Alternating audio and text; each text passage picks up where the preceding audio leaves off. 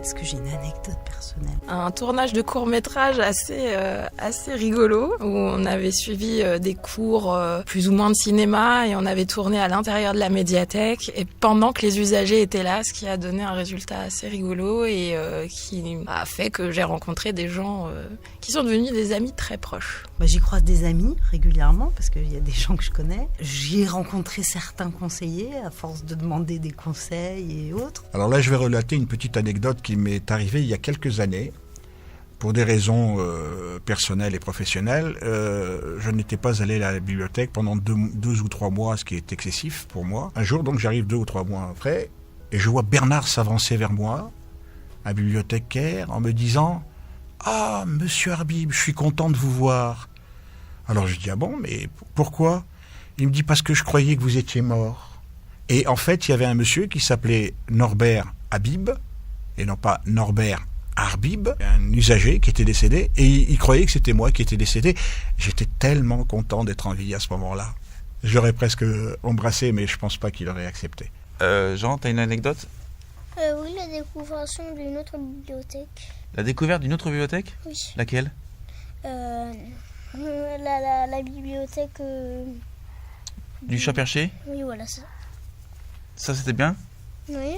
C'était une projection sur des courts-métrages israéliens et palestiniens. Et ça a été une véritable découverte pour moi. Pour anecdote, j'étais très surprise de voir qu'un des réalisateurs qui était dans la salle pour nous présenter ces courts-métrages, écoutez, l'année dernière, il était à Cannes pour présenter un film. Donc c'était surprenant de voir cette proximité qu'on a pu avoir avec lui, d'avoir pu discuter avec lui, échanger, et tout à coup de le voir maintenant sur le devant de la scène. Quelle autre anecdote on a ici? Je sais pas. On en a plein. On est venu ici, t'étais bébé, t'avais quelques mois, chez les petits, avec Marine. On est venu faire des activités avec la crèche, on est venu faire des lectures. Justement, dans les premières fois où on est venu, ça a fait beaucoup sourire parce que donc c'est à la médiathèque Persépolis et il se trouve que ma fille, donc celle qui est un petit peu plus âgée que la médiathèque, s'appelle Marjane. Donc par rapport à Marjane Satrapi, ça a fait un petit peu sourire. Alors je vous rassure, on l'a pas appelé comme ça par rapport à la médiathèque, mais du coup les gens ont fait le lien. Donc oui, ça a fait tout de suite un petit lien particulier avec la médiathèque justement. Si, l'anecdote que j'ai, alors, mais est-ce que c'est une anecdote? C'est que Amel, qui a fait des choses d'architecture à la médiathèque Persépolis, j'ai dernièrement, parce que j'ai fait une série de films d'art et je me suis retrouvé à interviewer. Et là, il m'a dit, mais c'est moi qui ai fait les néons des 3 mots de Persépolis, etc. Et donc, moi, je lui dis, tu te rends compte, cette bibliothèque, je la fréquente, voilà. Et donc, je me suis retrouvé à rencontrer cet artiste qui avait travaillé pour la médiathèque Persépolis, sans même savoir qu'il avait fait ce travail. Et donc, voilà, on a parlé de ça. Mon anecdote la plus forte, c'était lors de mon stage de 3e, quand j'ai vécu au sein même de la médiathèque Persépolis.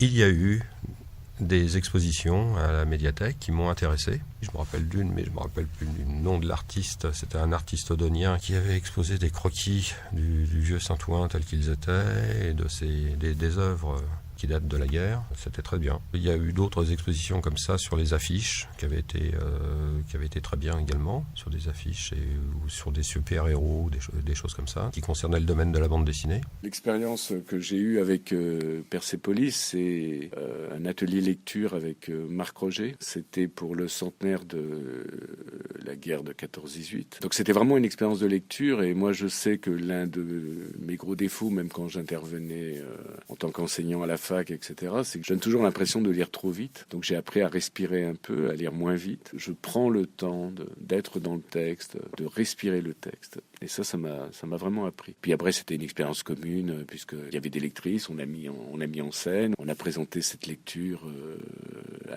dans cette salle qui était pleine. Donc c'était vraiment une expérience très très enrichissante. J'ai été amené à dire à plusieurs reprises que j'étais féru de danse. Et donc, quelqu'un ou quelqu'une de la médiathèque m'a dit il n'y a pas très longtemps, est-ce que vous accepteriez l'idée de participer à un événement autour de la danse? J'ai instantanément dit oui. J'espère qu'on va créer une émulation et que d'autres qui ont d'autres passions pourront venir les montrer ou les démontrer devant les gens. Le souvenir le plus marquant pour moi, c'est une activité qui a été proposée pour la médiathèque.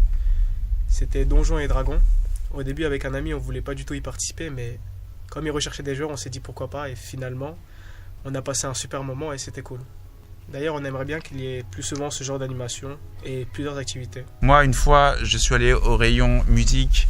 Je suis arrivé, j'ai dit bonjour, j'ai entendu ça ce matin. J'avais pas le nom, j'avais rien. Et Marilou m'a retrouvé le disque. Et c'était un violoniste, je sais plus son nom, qui était juste passé à la radio le matin même. On arrive, on sait pas ce qu'on a entendu, on a trouvé le disque. Vu que je suis dans un métier de spectacle, j'arrive aussi avec des demandes un peu parfois particulières, un peu bizarres, un peu spéciales. C'est ça que j'adore, c'est pouvoir en discuter et puis pouvoir que l'autre, la personne, puisse me faire avancer moi et m'aiguiller sur des chemins auxquels j'aurais pas pensé ou même que je connais pas. C'est ce que j'aime et ce que je viens chercher et que je trouve tout à fait ici.